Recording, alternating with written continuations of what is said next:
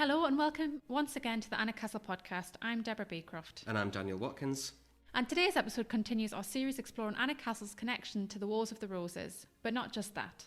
In what's become another of our annual April traditions, we invited Shakespeare scholar and expert Ronan Paterson back to the podcast. It's his third appearance. Make sure to check our podcast archive for our other Shakespearean episodes.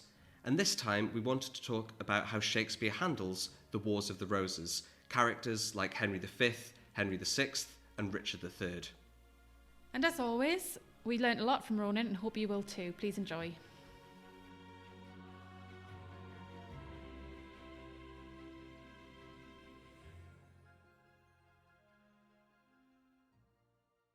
We are very happy to welcome back another of our favourite returning guests on the Alnwick Castle podcast for the third year running to talk all about Shakespeare. It's Ronan Paterson. Hi, how are you today? Hello, Daniel. Lovely to be back. Last year, we spoke all about the play Henry IV, Part 1, which features Harry Hotspur and the connections with Alnwick Castle.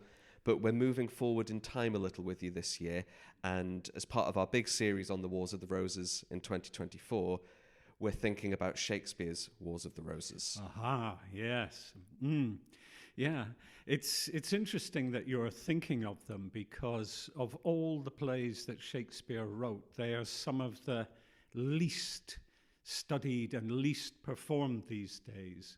It's a shame because in his own day, Henry VI Part 1 was one of the most popular plays that the company mounted. Well, in fact, it was mounted at Henslow's Theatre, the Rose, originally. But we tend to see the plays as a continuum. And nowadays, you very seldom see a single production of one of the history plays. You do with Richard III, and you can do with Richard II, but all the Henrys tend to be done either in a job lot or at least in condensations of several parts into one. It's interesting, probably the first play that Shakespeare wrote was in fact Henry VI Part 2. Those three Henry VIs were done in quite quick succession, but he originally wrote them as individual plays and they were put on as individual plays. Now, you would never find a theatre nowadays saying, this season we're announcing a production of Henry VI Part 2 on its own. It just wouldn't happen. But audiences in Shakespeare's time, this was the sort of subject that they wanted to see in a theatre. Oh, very much so, yes. The whole genre of history plays was hugely popular. There was something like 80-odd history plays written by various authors. This one actually was part of a series of plays being written around the same time, Marlowe's Edward II. Now, it's a moot point whether Shakespeare wrote his first and influenced Marlowe, or Marlowe wrote his first and was influenced by Shakespeare. But certainly they were part of a ferment of people finding very commercial reasons for writing these plays. The first part of Henry VI, which was the really popular one, you can imagine that actually it was popular in some ways for reasons that we might be a bit squeamish about nowadays. It's very jingoistic. It's got all this wonderful stuff about Talbot and, the virtues of chivalry and the sneaky French. Yeah, this is the play where England is fighting France and Joan of Arc comes into it and then leaves very dramatically. Yeah. Yes, indeed. In a burst of flame. Yeah. Now, we have to be clear, though. Shakespeare wasn't making all these stories up out of his own head. The way that these pieces of history were represented, they came... Let's backtrack a little bit. The Battle of Bosworth had been fought about 100 years before these plays were being written, which means there were people alive whose grandfathers had fought at the Battle of Bosworth.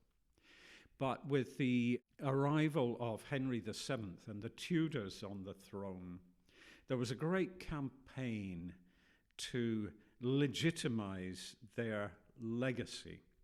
So various chroniclers, Ralph Holinshed is the most famous, Edward Hall as well, and Henry actually commissioned another author, Polydore Virgil, to write histories of the period, particularly the Wars of the Roses, in order to control the narrative for his population. Now, Holinshed and Hall, and therefore Virgil, who had based what he wrote to a certain extent on those chroniclers.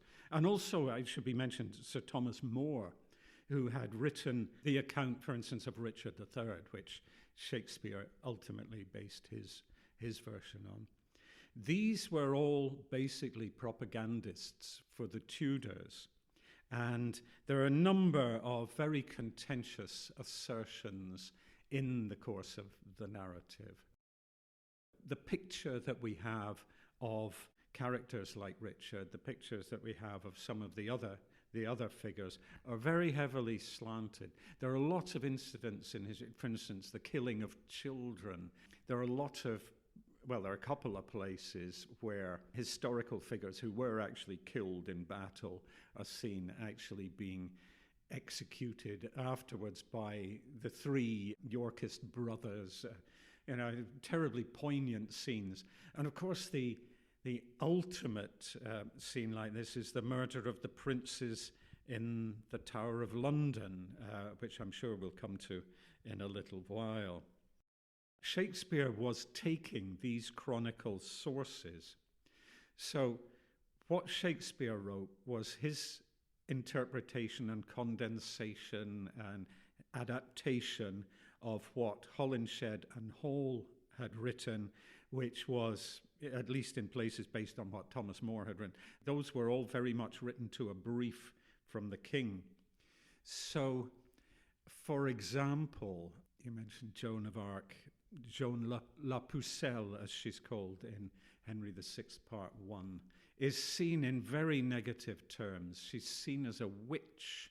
And in fact, I'm sure we'll come to talk about this, but a lot of the women in Henry VI are witches, as it happens, and the reasons for that are legion, I'm sure.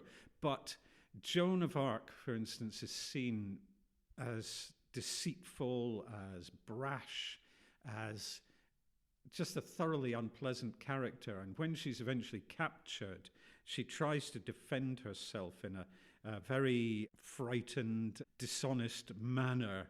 And when she's burned at the stake, I mean, who but the British would burn a saint at the stake? I don't know. I mean, it's quite extraordinary. But anyway, yeah. And the ancestor of the Earl of Bedford, who then became the warden of Berwick Castle later on, and really introduced theatre to Northumberland, was the one who ultimately had authority over her execution. Speaking of Joan of Arc, we saw that scene from Henry VI filmed on screen in the BBC's Hollow Crown in a scene that was shot on location here at Alnwick Castle. So yeah. Joan of Arc was burned at the stake here as well. Yes, and watching that same Hollow Crown, you actually see Joan of Arc stabbing Lord Talbot in the back, which is distinctly unhistorical and also not in Shakespeare's play. However, she does do the dirty on Talbot in other ways, so I suppose you could say it's a telescoping of the thing together. But Joan, on the other hand, is an incredibly vigorous and exciting character on stage. When we first see her, she defeats the Dauphin in a sword fight, which could be a huge embarrassment for the Dauphin, but he turns it to his advantage by saying, well, this proves that God's on her side, and we must follow this woman, which is fascinating. Back in 1964, the Royal Shakespeare Company did the first big cycle of the Henry plays for quite a long time. In fact, there were very, very few productions of Henry VI in English, certainly in 200 years before that. When they did that, there were a lot of actors who really made their names in that production, because people just hadn't seen the huge sweep, the energy, the colour and the pageantry and the exciting ideas in these plays. And doing them as a cycle was, at that time, a really good idea because it gave that epic sweep to the whole thing. Over the last few years, I've spent quite a lot of time travelling in places like India and China, speaking about the history plays, because outside England they are often ignored. I mean, I'll give an example of that much closer to home. When I was director of Northumberland Theatre Company, I did a production of Henry IV Part 1, and we toured it into Scotland. And a member of the Scottish Arts Council drama panel said, "Oh, I'm not sure that the play has much to say north of the border," which, I mean, astounded me. A play with Falstaff in it hasn't. It's actually because people make the mistaken assumption that they are plays about English history, and they actually aren't. English history gives the context, the pretext, but they are so unhistorical. They are such an adaptation, condensation, all of those things, that actually English history gets left quite a long way behind. I suppose if you were to say that Shakespeare's history plays were the equivalent of Hollywood making a historical epic, you know, some of the history plays have as much to do with history as Mel Gibson's film about William Wallace does with the real William Wallace. There are other similarities too. Those early Henry VI plays, scholarship nowadays tends to find a number of other authors had assisted in the writing at that stage. This was the beginnings of Shakespeare's career as a writer. And in the Elizabethan theatre, it was the rule rather than the exception that plays would be written by groups of authors. And Shakespeare was one of the authors. But in the same way that Hollywood film scripts or TV scripts, you get an American television series will have a writer's room of a number of authors who collaborate on things. But in the Elizabethan theatre, you would get somebody like Anthony Munday, who was not a terribly good playwright on his own, but he was very good at structure, apparently. And they'd say, "Right, Anthony, I want you to put together a play about this." And he would say, "Certainly, right, well, let's see, who's good at love scenes? I know, I'll get Joe Bloggs to come and write the love scenes, but we really need something. He doesn't do terribly well depicting princes and things. I'll get, John Smith to come and write the scenes." And they would be put together in that way. So actually, the fact that we attribute Henry VI Part 2 to Shakespeare is a bit unfair on several other people who probably had a hand, including Thomas Nash. Now, Thomas Nash is famous later on for writing a defence of the theatre when the Puritans were attacking it. But Thomas Nash is interesting, and he has Northumbrian connections, because he'd been the MP for Berwick-upon-Tweed. And he had actually been one of the two authors of a play called Gorboduc, which was written in 1561 and performed at the Inns of Court. Now, the Inns of Court was one of the best places to do plays in the early days, before theatres were built. The Inns of Court, all the young men training to be lawyers, had a huge appetite for seeing plays. And anyway, Gorboduc is a play which we don't really bother much with nowadays. It's rather creaking and leaden, but it was the first play in English written in blank verse. The kind of blank verse which later Marlowe and then Shakespeare and others really took to the sublime. But Thomas Nash was possibly one of the other authors on those early Henry VI. Some people say Christopher Marlowe. It's a topic of heated controversy amongst scholars. Yeah, as is the period of the Wars of the Roses. As indeed is the Wars of the Roses, yeah. Shakespeare's plays probably haven't helped with, because they're a very complicated series of events. There's so many names, so many titles, so many characters you would have to get to grips with. Yeah. So it does make sense that if you're adapting this history, you try and focus on a few big themes throughout. Yes. So does Shakespeare's histories do that? Are there themes that can run through the series and the cycle? It's interesting because given that Shakespeare was adapting sources, I've read scholars who say, in Henry VI Part 1, his sympathies are, one way, and then Part 2, they're the other way. And things. No. One of the things we have to say about Shakespeare is that you can never tell what Shakespeare's opinion is. The greatest gift that Shakespeare had, and had to a greater extent than anyone else I know of, was what Keats later called the negative capability, the ability to remove himself from what he's writing.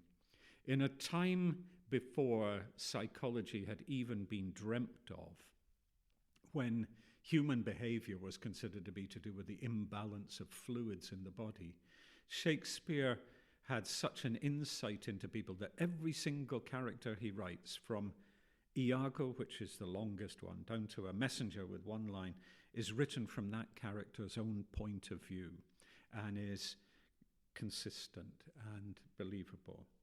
And so within the plays, the Yorkists represent the Yorkist ideology very clearly, the Lancastrians, the Lancastrian ideology very clearly. They may not be as historically accurate, but they certainly are dramatically consistent. But let's just talk about the idea of the Wars of the Roses, because that is not what they were known as. No, this is a Walter Scott This is a invention. Walter Scott thing, yes. That wonderful scene in the Temple Garden, again, the Inns of Court, you see, the Temple Garden, where they pick the red rose and the white rose. This is complete horse feathers. Although I have to say that when I was at school, we were taught that as fact.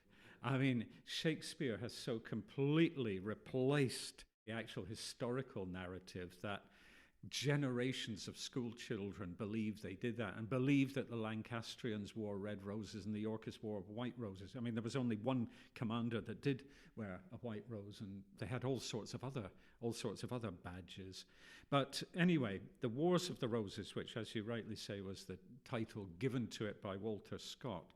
So Shakespeare is already creating a sort of myth structure, and in this myth structure, when you distill it down, it comes down to a very similar idea to some of his other plays, that of King Lear, that of Thomas Nash and Thomas Sackville's Gorboduc, the dangers of division in the kingdom. Now, you can understand that. Like I say, it was only 100 years before that there had been a civil war going on. Although this civil war, the representation of this civil war is different from the one that came after Shakespeare's time. The Wars of the Roses, so-called, was fought between quite a small number of people, and most of the time the ordinary peasants and townspeople were untouched by it. You think about the court circles, the nobles and things, it was about 400 people. And this was a dynastic squabble between a few people, which largely left the general population untouched. There were a couple of times it didn't. When Queen Margaret led her armies south towards London to try and capture London, she allowed her soldiers to rape, loot, and pillage on the way down. And that backfired dreadfully, because what it did was it frightened the inhabitants of London. They closed the gates against her, and she had to withdraw. It's a major miscalculation to do that. But that was one time when the general populace really suffered. And the other, I suppose, was probably the Battle of Towton, which was the most blood-stained episode in English history, the highest loss of life in English history, well, warfare within the British Isles, worse than Culloden, worse than any of these things.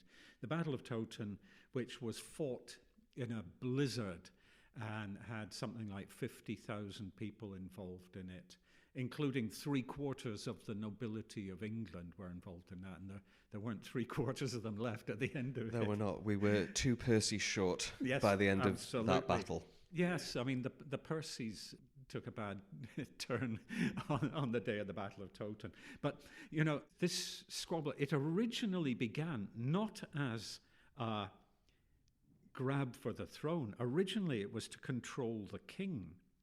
Originally, the tension between York and Lancaster was to have control of the person of the king, who was considered to be inadequate, and therefore it was to be protector.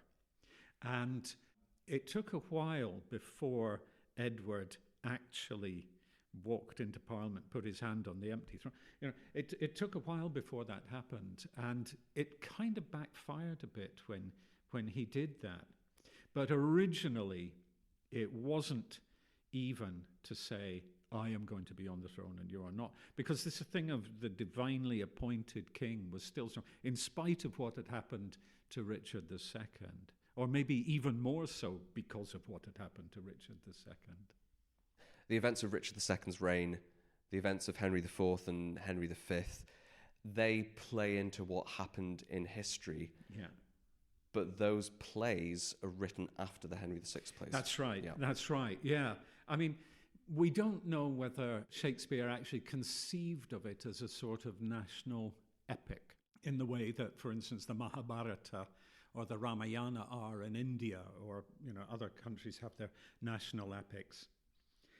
Certainly, I don't think in the first instance he had any dreams beyond Henry VI play going on, and that the success of that wanted a prequel and a sequel, and but then later on, when Shakespeare was by now a well-established dramatist and actually had his own company to write for, he then starts into what we now call the second tetralogy, although it's chronologically earlier, and he's by now a much more accomplished dramatist. I mean, I recall saying here last year that I think Henry IV Part 1 is one of Shakespeare's very best plays. It's a play that's got everything. And if you compare, for example, Henry V and the sort of patriotism stroke jingoism in Henry V to that of Henry VI, written quite a long time earlier, the difference is that in Henry V, it's a much more qualified jingoism. You see the dissent, you see the plot against him, you see orders to massacre prisoners, you see things. And actually, in Henry V, the greatest victory in recent English history in Shakespeare's time was Agincourt. It was the defeat of a huge French army against overwhelming odds. They had this incredible victory, and it must be the hand of God, and all of those things. But that battle in Shakespeare's play is shown through a couple of short scenes. We believe we know the Battle of Agincourt from film, and we think of Olivier's Henry V and that wonderful cavalry charge, and then the flights of arrows and absolute decimation. We think of it in Kenneth Branagh's film, which is perhaps owes more to Orson Welles' depiction of the Battle of Shrewsbury in Chimes at Midnight, of people crashing around in the mud and, almost like dinosaurs flailing in the mud. Even The Hollow Crown, the TV version, Thea Sharrock, rather than going with what Shakespeare gives for the Battle of Agincourt, tried with lesser resources to recreate what Olivier did. We still have the big set-piece battle. Shakespeare could have done that. He could have had a huge battle. You have lots of things throughout the history plays of alarums and excursions and, people come thundering. Same in the Roman plays. But actually, he chose to do something different. And it's interesting, whether it represents growing maturity, a growing cynicism, or whether it's just dramatically more interesting, which I suspect. I think Shakespeare was such a pragmatist, and he was working in the commercial theatre. Shakespeare wasn't trying to create art. He created art in his poetry, which he did extremely well and to great acclaim. But in his plays, he was writing for the commercial theatre. And I think that perhaps Henry V, which is what, it's got speeches in that they used in the Second World War to galvanize the troops. Laurence Olivier going round and doing St. Crispin's Day speech for assembled ranks of soldiers and things like that. It's wonderful stuff, and far better than the stuff in Henry VI, or even in Henry IV. I mean, Hotspur's speech to his troops is quite good, but it's not as good as the Eve of Agincourt.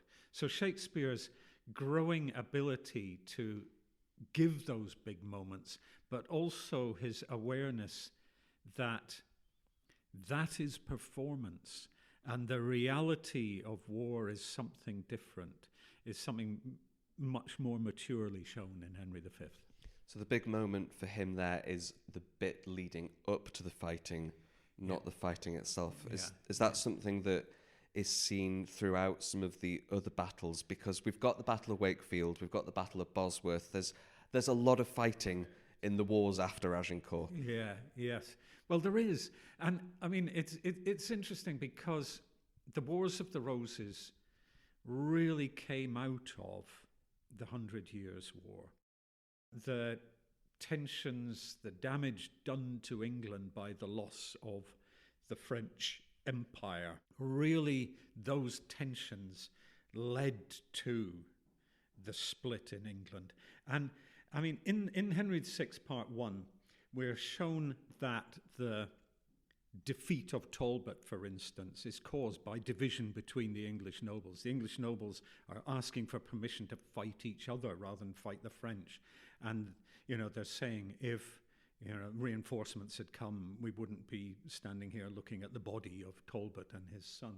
So division is the reason for the loss. But that division persists, and that division eventually comes out in what we call the Wars of the Roses. Though it's interesting because some historians say, what was the start of the Wars of the Roses? And some say it was actually up here, that it was originally out of tensions between the Percys and the Cliffords. Yes, the Percys and the Neville family particularly. Oh, Neville family, absolutely. They're absolute enemies. The most fascinating character in some ways from the whole Wars of the Roses is Warwick the Kingmaker, isn't he?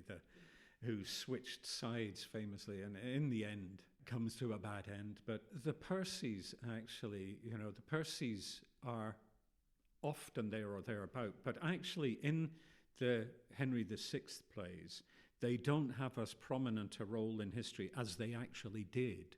The Percys were more centrally involved in the fighting than Shakespeare gives them credit for. And I have something of a theory about this, as you might guess, which is to do with the fact that there's no evidence, in spite of what some people believe, that Shakespeare set foot in the north.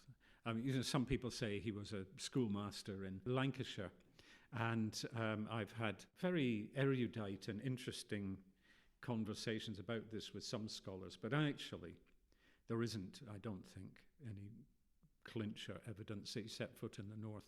But by the time he was writing the Richard Henry tetralogy, he knew the Earl of Northumberland, or had seen the Earl of Northumberland.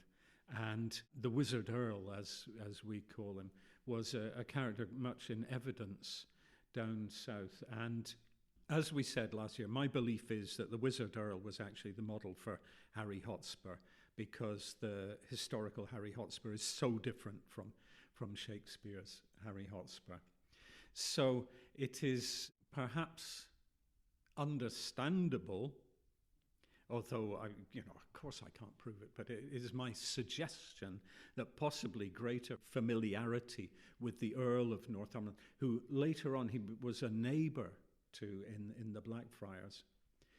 Although I don't think there's any evidence they liked each other particularly, but he did actually know him, that possibly a greater familiarity with the Percy family might have led to them having a more prominent role in that tetralogy. Well, of course, historically they had more prominence as well, but they had a lot more prominence in Henry VI than in reality than they do in Shakespeare's play.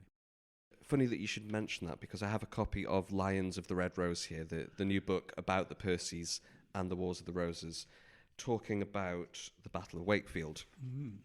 And in it, the suggestion that His Grace the Duke of Northumberland, the author of the book, gives, mentions that when Clifford kills the Earl of Rutland, Shakespeare notes that Northumberland then present wept to see it. Mm. And what's suggested in Lines of the Red Rose is that there's no contemporary evidence of the Earl of Northumberland shedding tears of sorrow at Rutland's murder.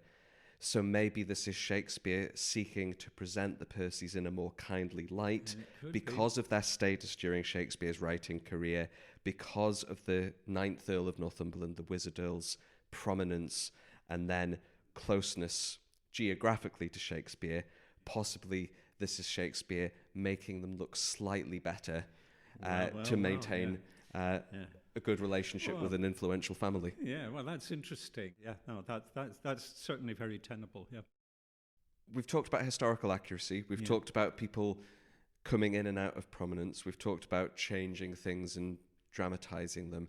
So we should probably get on to Richard III, who is very well known for not being quite how Shakespeare depicts him, but as a character is a very, very good character. Does it? It probably does matter to a lot of people that the accuracy is not there, but he is a very good character if you're able to separate that accurate, not accurate distinction.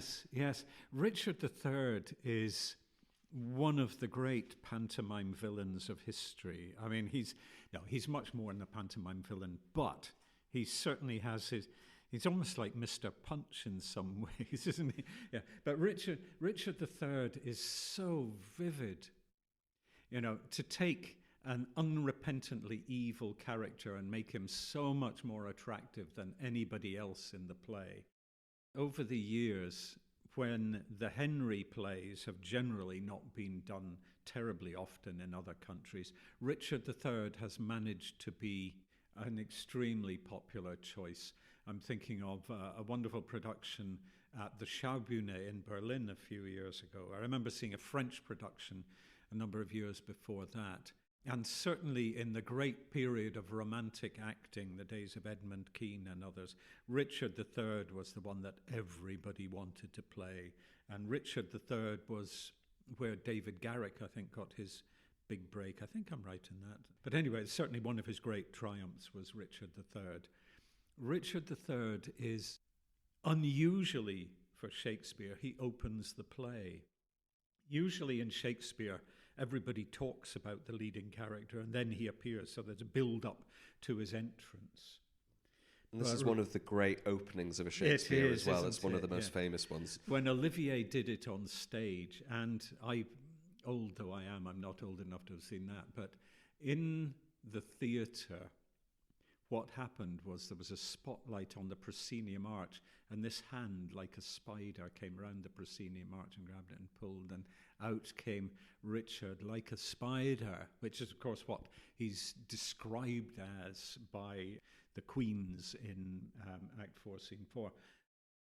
But he was so sexy, everyone said. He was just this incredibly attractive figure. And he has to be, because in the play he's got this utterly invented scene where he seduces Lady Anne over the body of her dead husband. I mean, actually, Claire Bloom, who played Lady Anne opposite Olivier, said that she could understand it. I don't know. It's one of those scenes in Shakespeare where at the start of the scene, A is true and B is false, and not that long afterwards, things were completely inverted. The first feature-length Shakespeare film, and feature-length is used loosely there, it was 50-odd minutes, was in America, a film of Richard III by Frederick Ward, a silent film. And in the silent film, he does that scene, and it's all terribly abrupt that she's going, mourn, mourn, hate, hate, okay, I'll marry you. It actually doesn't seem any more artificial than when they've got the lines to back it up. But the Ian McKellen film of Richard III, which I have to say I really like and is very different. He's achieved the very difficult thing of coming up with a valid Richard III that's different from Olivier. Olivier really made the mold for a long time. It's a much more fraught and nuanced business, but Richard manages all these things. He does these things. He exults in his villainy. I remember when the Olivier film came out, and I was a child, and they showed a clip of it on television on some film programme. And it was the bit where Olivier is with the princes and they're bantering away in front of everyone. And the prince says, "Because I'm little like an ape, you should bear me on your shoulder." And there's this moment where Olivier's face just contorts at drawing attention to his shoulder, his twisted frame. It's interesting because for a while some of the apologists for Richard were saying, "Oh, there's no evidence, this is just part of the vilification of him by Thomas More." But of course, now they've found his body. He did have scoliosis. But, you know, Olivier's performance really created the way that Richard III was taught at school when I was there. And it was before that. You think about something like Robert Louis Stevenson, The Black Arrow, which is a wonderful boys' novel, great stuff. I don't know if you read it. If you didn't read it, you might have read the Classics Illustrated comic of it, yeah, probably. But Richard III in that is Shakespeare's Richard III. I mean, you know, he created the way that Richard was looked at, and it's taken a lot of historians a long time to undo that picture. But we come to the big $64,000 question with Richard. Did he or didn't he kill the princes in the Tower? No. We hosted an event with the historian Tracy Borman last summer at the castle, and in the audience questions section, this came up. She fielded it very diplomatically, but everyone in that audience had an opinion one way or the other. Yeah. So I'm not going to say mine. Yes, absolutely. I'm staying neutral. Yeah, the jury is still out. That's all I can say. But certainly, after the princes went into the Tower, they weren't seen again. Now, whether that was him, I saw a very diplomatic history. Just before I came to talk to you, I was just looking through a book that I'd found, and it said whether or not he directly caused their death, by usurping the throne, he made their death necessary. So in a sort of longer term sense, yes, he did cause their death by making it expedient that they had to be got rid of. Whether by him or by Henry VII, which is another theory, it strikes me as a little far-fetched, but possible. The fact that Richard had usurped the crown meant that the princes had to die. Certainly Henry VII spent a lot of his reign killing off people who claimed to be the princes from the Tower, Perkin Warbeck and Lambert Simnel. Lambert Simnel, Yeah, and historians like Tracy dealt with it brilliantly and have researched it. Shakespeare just goes with, it was Richard. Yeah, absolutely. Yeah, I mean, again, I'd say that's him interpreting his sources, and it's undoubtedly the case that Richard has held the stage better than anyone else in the history plays over the years. For me, the greatest character in the history plays is the completely fictitious Falstaff. Falstaff is, I think, Shakespeare's greatest creation. I think he's more interesting than Hamlet. He's more rounded in every sense of the word. Yes, that was, I walked right into that one, didn't I? No, he's a more rounded, a more multifaceted character, I would say, in some ways than Hamlet is. And he's a lot more fun. He's great. I mean, Falstaff, like Richard, shares his thoughts with us. It's important to say that in Shakespeare's time, there was no such thing as a soliloquy as we see it now. In the Elizabethan theatre, there was nowhere you could stand on stage and look that you weren't looking directly at the audience. All those speeches were directly addressed to the audience. The idea of looking out of focus at the front lighting bar and thinking aloud is a 19th century invention. Macklin, Macready, actors like that, they did that because the shape of the theatres had changed and a number of other reasons. The direct address to the audience enables Richard, it enables Falstaff to completely seduce the audience. The thing is, if you're standing on stage and directly addressing the audience, looking them in the eye and sharing with them, then the play is taking place in their head. if you're looking out of focus at the front lighting bar and thinking aloud, the play's taking place in your head. You know, it's a much more immediate thing in the Elizabethan theatre. But Falstaff and Richard are both characters who really use that very well and get the audience on side with characters that, objectively speaking, they should disapprove of. But for very different reasons. Yes, indeed. I do have a follow-up about Richard III. Okay. So he's a character from history who Shakespeare's depiction of has influenced how so many people think of the real Richard. But you also mentioned that the first film with Richard III is an American film. Yep. He does seem to have been a very, very popular Shakespearean character in America, going back to the days of Edmund Kean's generation, and the Booth family toured America, and Richard III was one of their big, if you go by Karen Joy Fowler's book, Booth, about the entire Booth family, generations of them played Richard. What is it about him that seems to connect with American audiences? Well, to be fair, I think he was the same in England at the time as well. No, the Booths, you're right, did actually make him something of an honorary member of the family. But at the same time, like I say, Edmund Kean was doing the same, and various others.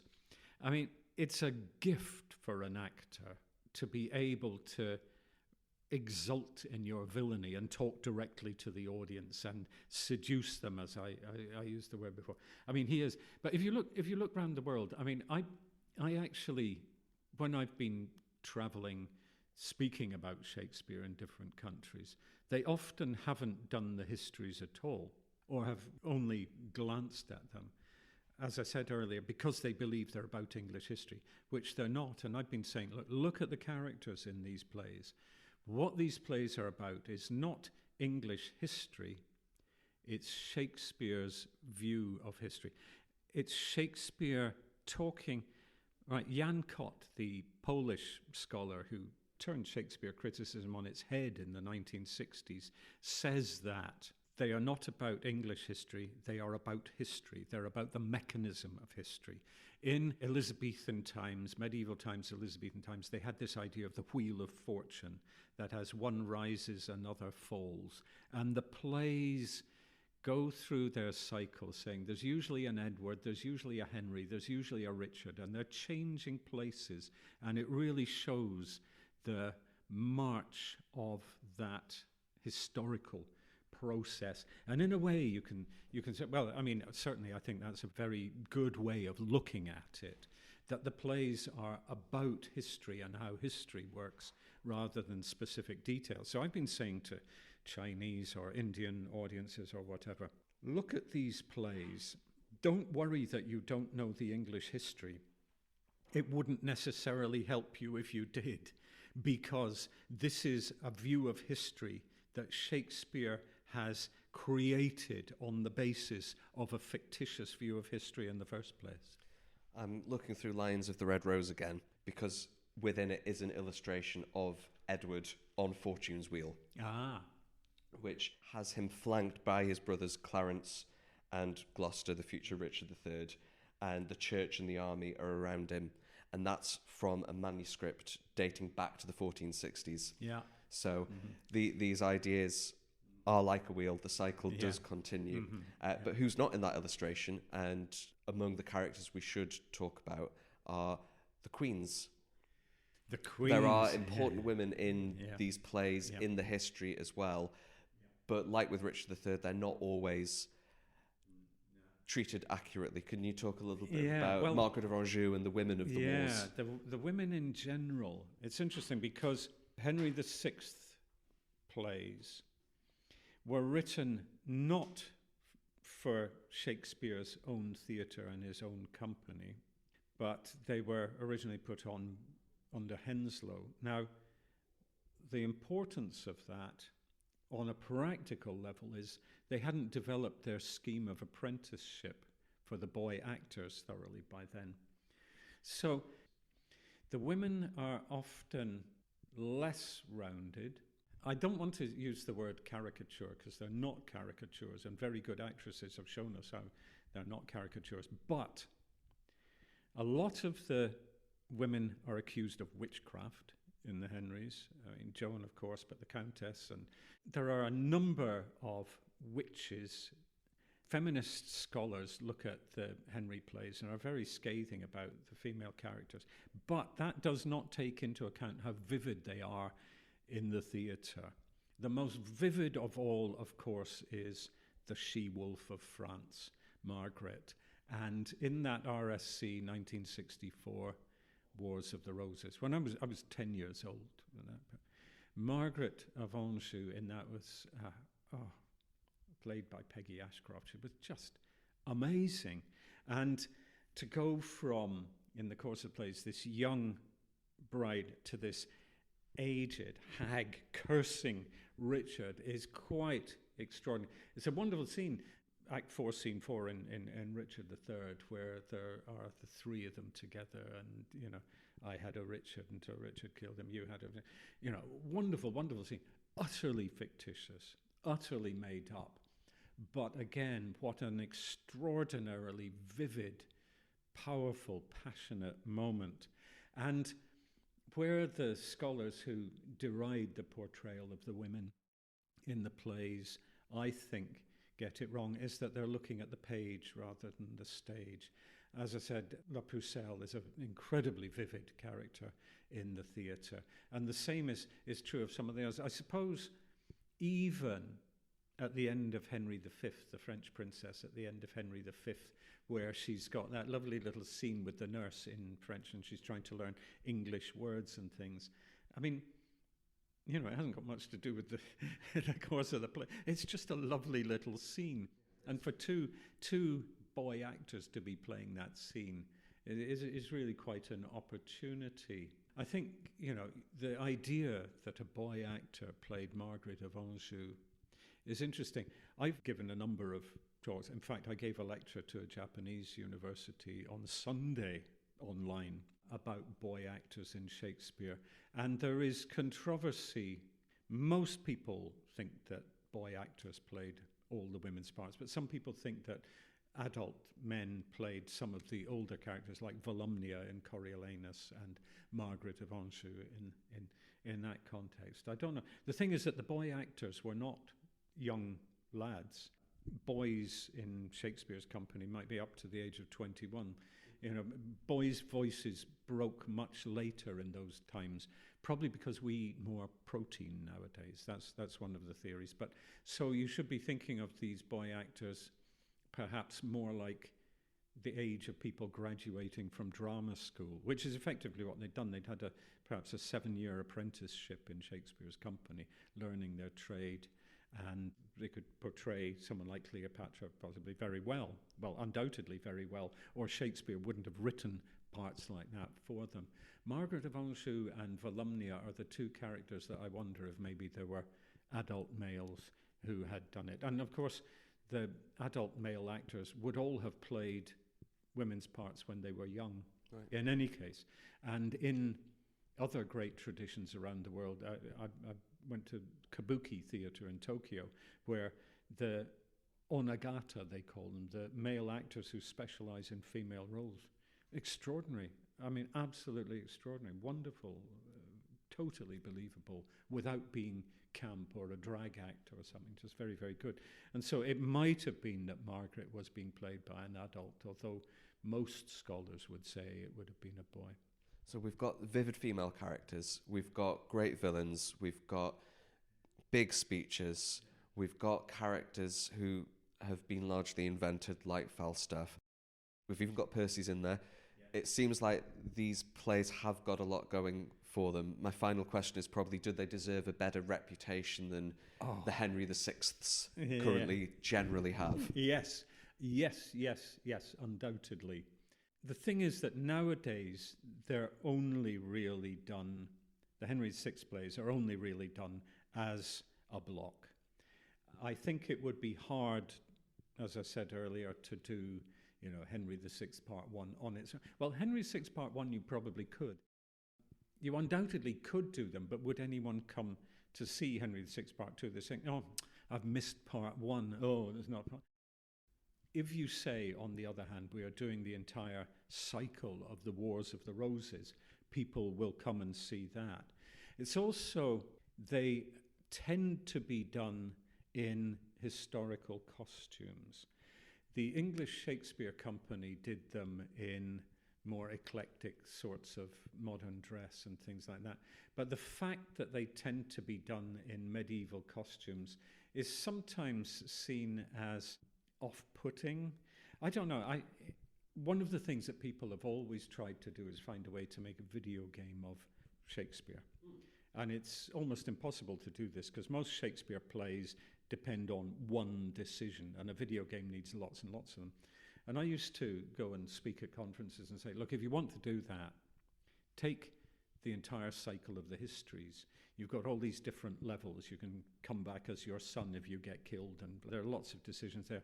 But don't do it in tights and suits of armor. Do it in leather trench coats with katanas instead of broadswords and things like that. And you could.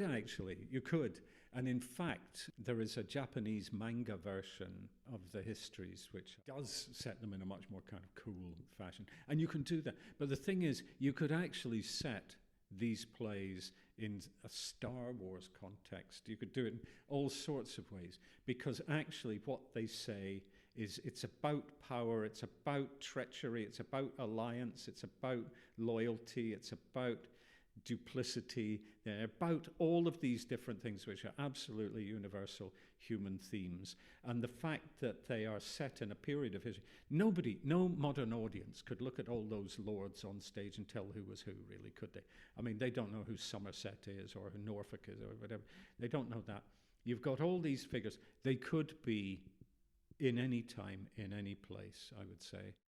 Of course, the language is something that locates it, but then, a lot of the language was being invented at that time as well. So the short answer is yes, let's see these plays again. Let's look at them. Let's not dismiss them as being apprentice work by Shakespeare. They've actually got an awful lot to say, an awful lot to show us, a lot of excitement and a lot of real emotion in them as well. That seems like a very nice note to end things on. So I will say thank you very much once again for your annual visit to the Alnwick Castle Podcast. Thank you for having me.